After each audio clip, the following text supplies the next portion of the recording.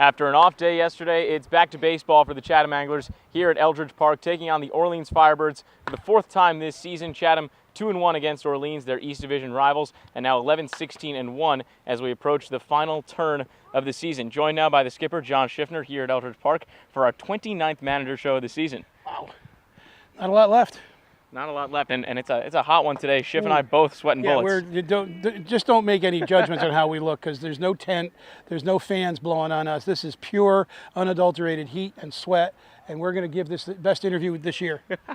We're always on the grind, and when we were here last time at Eldridge Park, we heard a little rumor, Evan and I, about the only man to ever hit a ball over that 434 sign in center field, one Frank Thomas. But that's not true. Not true. There's another man. And I witnessed it. He was on my team. It was in a playoff game against Orleans, and it was Eric Burns, and it was an absolute rocket that just, it was just crushed, just absolutely crushed. Now, Burnsy did it as well. It might not have been a playoff game. I could be wrong on that, but it was against Orleans, obviously.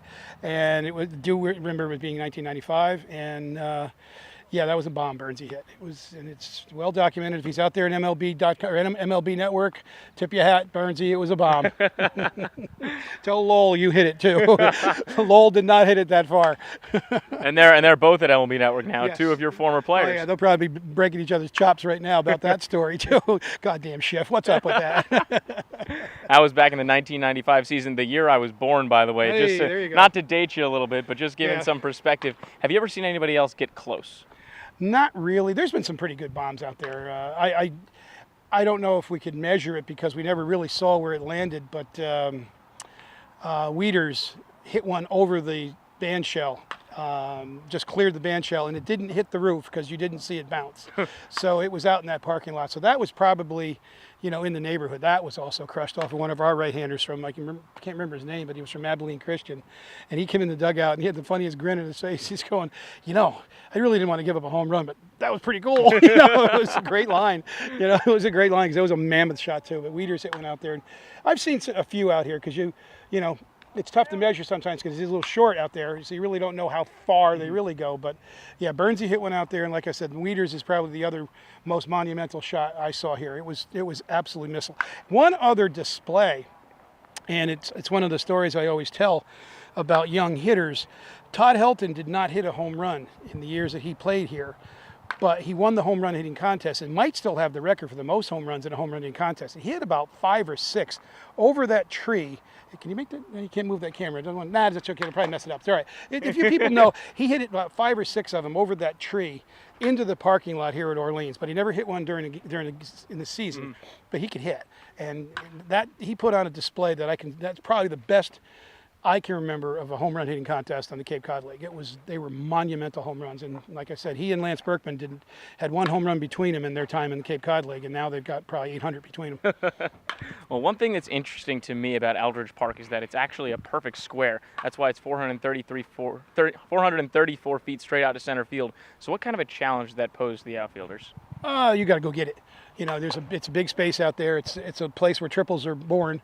Our place is very difficult to get a triple at Vets Field unless you really hit one down the right field line, and it's the right fielder was playing you over on a hook if you're a right-handed hitter, or a fade if you're a left-handed hitter, and you get it down in that corner, then you've got a chance for a triple. But anything in the gaps, very difficult for a triple, possibly right down the left field line. But this place, there's triples in here all the time. It's born for triples. Turning our attention to the game at hand tonight, last time the Anglers got a win was Wednesday against Wareham, and right after that an off day that maybe quelled some momentum. A loss against Harwich 2 days ago, and then an off day. So what does the off day have on today's game more than it did last week? Well, let's see how they roll off the off day. I mean, sometimes you don't. Sometimes you're tired after the off day because you really didn't do anything, and there's no momentum. And other days you utilize the off day to take a break away from baseball and do that. So we'll see what happens. It's now been, as I said, a week since this team had a win. Do you think your players are pressing a little bit? I think so. I just think it's a matter of just understanding what your job is and what you can do to help the team win. Again, some of these guys have not failed very often, so this is something new to them, and that's what we're here for, to bring them through that, to prepare them for failure when they experience it, whether they experience it next year at school or they experience it when they get in their first year as a pro ball. How do you handle it? you can't, I always give it this. I tell them, can't get too high, can't get too low on the wins and the losses, and, go out and play. I don't think we've been playing horrible baseball. We've played flat baseball. And that's more mental than it is physical when you're flat. If you're kicking the ball around, you're making bad pitches, you're striking out a lot, you're playing bad baseball. We're not really doing that. We're getting swings. I mean, I don't know how many fly balls we hit the other day because we just missed some pitches against Harwich, the first lefty that we faced. So, it's there. It's there for the taking. I hope we don't dig ourselves such a deep hole we don't get a chance to make the playoffs.